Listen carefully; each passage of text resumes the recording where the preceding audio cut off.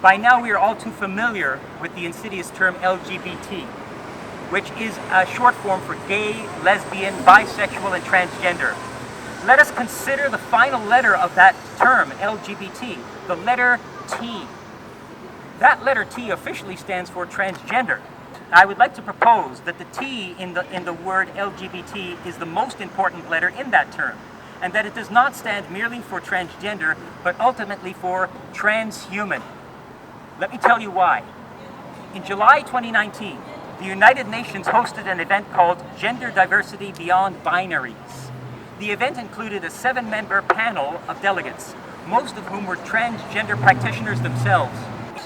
One of these panelists, a man impersonating a woman whose name is Katlego Kesupile, concluded his remarks by addressing the normal heterosexual men and women in the audience with these shocking words.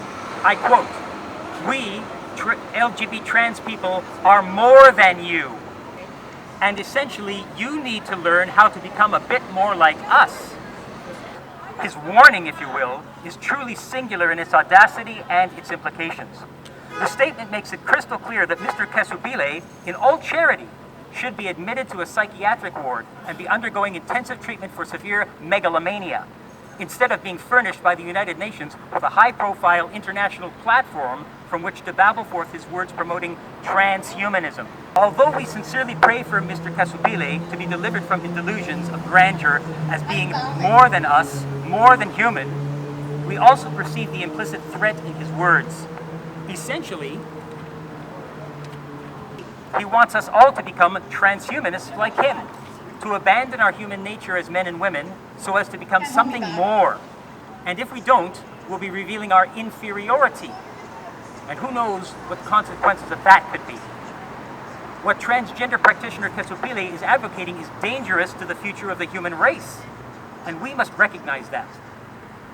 In many ways, however, the emergence of transhumanism has already been advanced in various countries, and Canada is a prime example. In fact, Canada, both federally and provincially, has been responsible for drafting and passing transhuman legislation in recent years that has literally changed the nature of marriage, family, and children on the most fundamental level. Yep. Listen to this. Yep. In the impetus created by the passage in 2005 of Federal Bill C-36, which allowed the word marriage... C-38, sorry. Bill C-38, which allowed the word marriage to be applied to certain homosexual liaisons, that bore many bitter fruits on a legislative level, many bitter consequences. For example, in 2016, during the reign of Liberal Premier Kathleen Wynne, the province of Ontario passed a bill that was advanced by LGBT activist and former New Democrat MPP Cherry DeNovo. Maybe some of you remember her name. That bill, Ontario Bill 28, was titled the All Families Are Equal Act. But in truth, it should have been called the Transhuman Families Act. And that's because what it did was eliminate the human words father and mother from Ontario law. Shame. And replace them with the transhuman, sexless concoctions of birth parent and gender-neutral parent. And also allowed up to 4 individuals to become the legal parents of 1 child, thereby abolishing the unique familial link between father, mother, and children. Ontario Bill 28, in short, is transhuman legislation. Yep. Another example, Ontario Bill 89, farcically called the Supporting Children, Youth and Families Act, which passed in 2017, does precisely the opposite of what its title would suggest.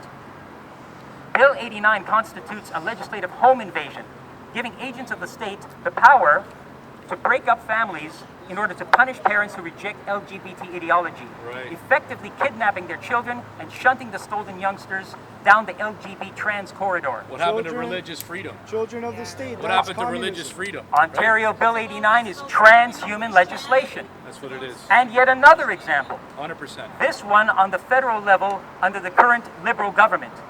In 2017, the passage of an amendment to the Human Rights Code of Canada to include the made-up phrases gender identity and gender expression as prohibited grounds for discrimination. This change to the code, which was vigorously opposed by well-known free speech advocate Dr. Jordan Peterson, does not extend human rights. Rather, it invents transhuman rights.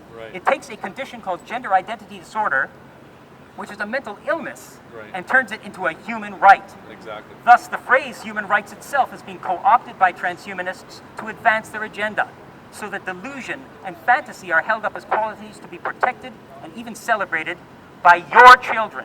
Yeah. And if not, you're persecuted. Yeah. Federal Bill C-16 is transhuman legislation. And there is no escape from this regime of LGBT tyranny. For example, in August 2019, just after Premier Ford essentially recapitulated the hated Win-11 LGBT sex curriculum as policy for 2019-2020 school year, an Ontario Teachers Union representative said with a terse confidence that there is no opting out of, quote, human rights. And only days later, a Toronto Catholic District School Board trustee said with the same authoritarian bluntness that LGBT indoctrination must be imposed on Catholic school children because, quote, it's the law. Their point is well taken. After all, teachers must train school children to have respect for the law and human rights so that the children can grow up to be law-abiding citizens who reverence as sacrosanct all human rights. Therefore, if LGBT is supported by the law and is protected in the Human Rights Code, then LGBT must be embraced, revered, celebrated, and advanced throughout the entire world with all vigor and without exception. That's the agenda. Yeah. Right? No exceptions, no opt-outs, right? So I say to you, friends, brothers and sisters in the human race, stop listening to the sexually depraved, megalomaniacal voices of people like Catalego Quesupile, Cherry DeNovo, and Kathleen Wynne, all of whom have rejected the nature of mankind as a sexual being, that is male and female, and created by God for fruitful, life-giving love, and who have instead embraced the diabolical vision of a desexed, transgendered, transhuman race. They are mad, and they need to become afraid of the consequences of their abuse of other people's children, and of their blasphemy against Almighty God, and of their crimes against humanity and their hatred for the human race, which is created male and female by the will of God and impressed with His own image and likeness. With this in mind, I'd like to share with you a very short but stunningly prophetic excerpt on this very subject of LGBT, transgenderism, and transhumanism, written by a high-ranking Catholic Church prelate, Robert Cardinal Sarah, from his 2019 book, The Day is Far Spent. Let us carefully consider Cardinal Sarah's words and reflect upon them prayerfully. Quote, in this book, I want to suggest to Western people that the real cause of this refusal to claim their inheritance and this refusal of fatherhood is the rejection of God. From Him, we receive our nature as man and woman. It is intolerable to modern minds. Gender ideology is a Luciferian refusal to receive a sexual nature from God. Thus, some rebel against God and pointlessly mutilate themselves in order to change their sex. But in reality, they do not fundamentally change anything of their structure as man and woman. The West refuses to receive and will accept only what it constructs for itself. Transhumanism is the ultimate avatar of this movement. Transhumanism is the ultimate avatar of this movement. Because it is a gift of God, human nature itself becomes unbearable for Western man.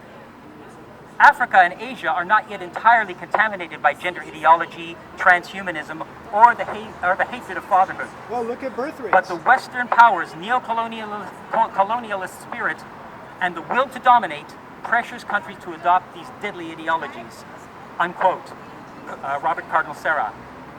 In closing, dear friends, Nice and loud. do not be intimidated. Do not be intimidated by the face of evil, by the face of transhumanism. Jesus said that what is impossible for man is possible with God. Therefore, we must place our hope in God's love and strength as we speak out against the Win-11 sex curriculum and the anti-reality, anti-human ideology of transgenderism.